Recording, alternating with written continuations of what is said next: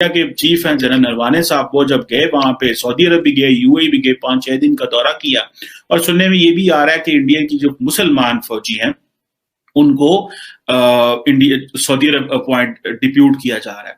तो ये भी बात चल रही है कि शायद पाकिस्तानी जो फौज है जो वहां पे सऊदीज को प्रोटेक्ट कर रही है उसको वापस भेज दिया जाए या ना उसको लिया जाए, या कहा जाए कि जी आहिस्ता आहिस्ता उनके कंटिजेंट वापस आ जाएंगे और इंडिया वो अपनी मुसलमान फौज को वहां पे इंगेज कर देगा जो मुसलमान है वहां पे। कुछ लोग कह रहे हैं कि नहीं ऐसा नहीं होगा, लेकिन फिर भी इंडियन आर्मी चीफ का जो विजिट है वो बड़ा सिग्निफिकेंट है, इंडिया की चेंजिंग पॉलिटिकल सिचुएशन बड़ा सिग्निफिकेंट है।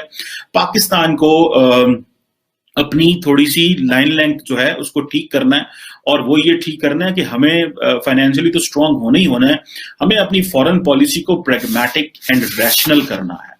तो ये चीज तो हमें सऊदी अरब के हवाले से हमने बड़ा स्ट्रेटेजिक पेशेंस शो किया, लेकिन सऊदीज मूव ऑन कर गए हैं।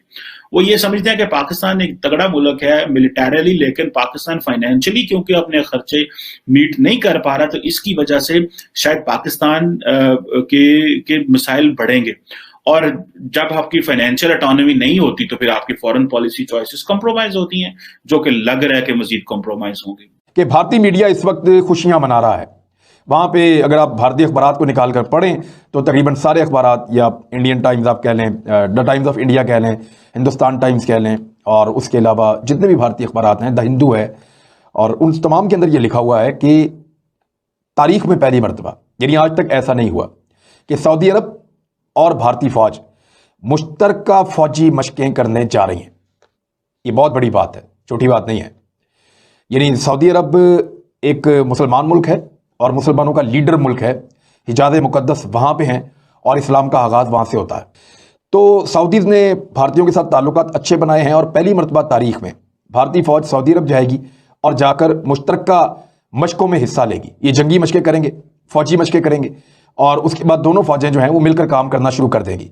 अब अगर आप गौर करें तो दिसंबर 2020 में भारतीय आर्मी चीफ जो हैं MM नरवाने, उन्होंने सऊदी अरब का दौरा भी किया था, और ये उनका पहला दौरा था। उससे पहले कभी कोई भारतीय आर्मी चीफ सऊदी अरब या UAE नहीं गया था, तो ये दिसंबर में गए थे पहली मरतबा। और हमने उस वक्त पाकिस्तान के इदारों से, पाकिस्तान की हुकूमत से जब ये सवाल किया तो उन्होंने कहा ये कोई इतना बड़ा मामला नहीं है जिस पे पाकिस्तान को दबाव महसूस करना चाहिए, हमें उन्होंने ये साफ कहा था। और उसके बाद जब दोबारा ताल्लुकात और बढ़े और हमने ये सुना कि सऊदीया और भारत फौजी लिहाज से एक दूसरे के करीब आ रहे हैं और सऊदी सिक्योरिटी में भारत का आइंदा किरदार होगा, तो हमने दोबारा ये बात पूछी, अपने अपने तई इन्फॉर्मेशन कलेक्ट करने की कोशिश की, मैंने बतौर साहब ही कोशिश की, तो हमें दोबारा यही जवाब मिला कि ये कोई इतनी बड़ी बात नहीं है और हमें इसमें ज़्यादा परेशान नहीं होना चाहिए। पाकिस्तान के हालात उतने बुरे भी नहीं है सऊदी अरब के साथ जितने दिखाई दे रहे हैं या मीडिया दिखाने की कोशिश कर रहा है। और अब जो है वो सबसे बड़ा काम हो गया, वो ये हुआ कि भारतीय फौजी सऊदी सरजमीन पे जाएंगे, मुकद्दस सरजमीन पे, और वहां पे सऊदी अरब के फौजियों के साथ मिलकर वो जंगी मशकों में हिस्सा लेंगे। हमारे फॉरेन मिनिस्टर ने तो ये कह दिया कि मैं तो एडवाइस करूंगा पाकिस्तान के प्राइम मिनिस्टर को कि अगर OIC नहीं काम कर रहा तो हम ऐसे करते हैं कि हम ऑल्टरनेट प्लेटफॉर्म को ढूंढ लेते हैं। वो ऑल्टरनेट प्लेटफॉर्म ये था कि जो मलेशिया है, टर्की है और ईरान है, इसके साथ मिलकर हम एक अलग ब्लॉक बना लेते हैं मुस्लिम उम्मा के साथ, जहां पे हम वोकली चीजों को डिस्कस करें। लेकिन उसका बड़ा बैकलैश आया, शाह महमूद कुरैशी को डोमेस्टिकली भी क्रिटिसाइज किया गया, ऑपोजिशन जमातों ने भी क्रिटिसाइज किया, और सऊदी अरब को तो बहुत बुरा लगा। बाद में फिर वो सॉरी करके हम पीछे हट गए उस सारी बात से, लेकिन सऊदीज को ये बुरा तो लगा। लेकिन एक और चीज भी है, वो ये है कि पाकिस्तान टर्की के बहुत करीब है। पाकिस्तान टर्की के ज्यादा करीब इसलिए हुआ कि टर्की कश्मीर की बात करता, सऊदी अरब बात नहीं करता था। सो मेरा ख्याल है कि पाकिस्तान की जो फॉरेन पॉलिसी है मिडिल ईस्टर्न कंट्रीज के साथ, उसको रिवाइज एंड रिविजिट करने की जरूरत है, उसको कंप्लीटली देखने की जरूरत है कि किस तरह हमें आइंदा आने वाले दिनों में सऊदीज की जरूरत भी है।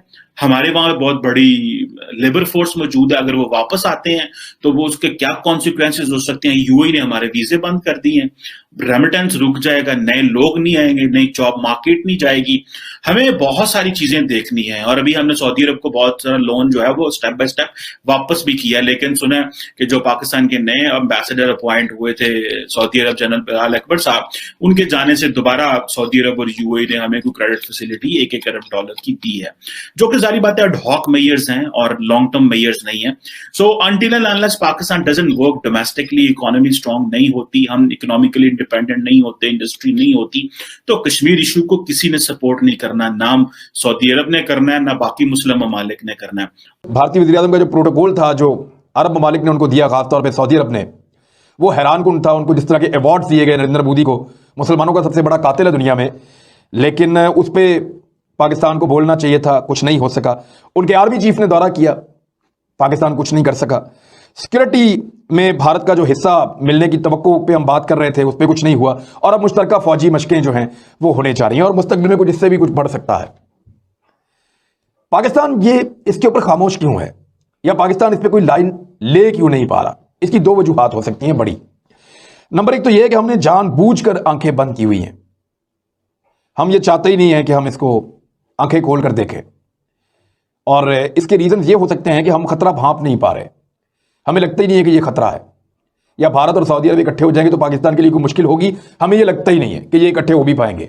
हम इसको एस्टिमेट नहीं कर पा रहे, इसका अंदाजा नहीं लगा पा रहे, या हम ये समझते हैं कि हम फिलहाल कर तो कुछ नहीं सकते, फिलहाल खामोश होकर देखते हैं, तमाशा देखते हैं। यानी हम कैसे सऊदी अरब को रोकें या भारत को रोकें? तो जब रोक नहीं सकते तो फिर लेट देम डू, उनको वो करने दें जो वो कर रहे हैं। हम क्यों अपने ताल्लुकात खराब कर दें सिर्फ उन दोनों को रोकने के लिए? दूसरी वजह ये भी हो सकती है।